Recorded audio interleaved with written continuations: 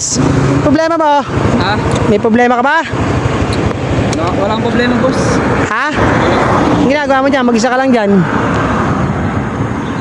Hinihintay ko lang yung kapatid ko. Inaano lang yung tinetest drive lang yung motor ko. Eh, ba't parang malungkot ba? Wala ka bang problema? Kailangan mo ng pera, ano?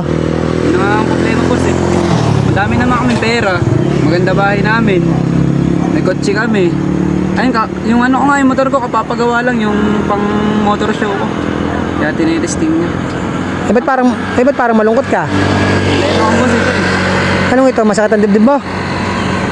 Hanggang ngayon kasi wala pa akong Ano? wala pa akong jowa. Jowa?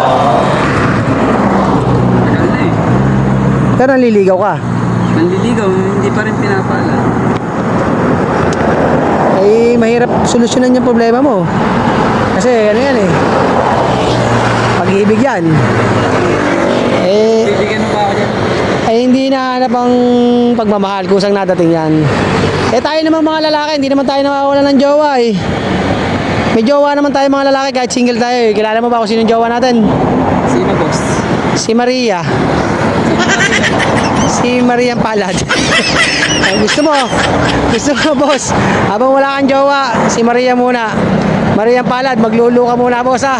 Nagsasalsa, pwedeng sabihin nyo to sa kanya.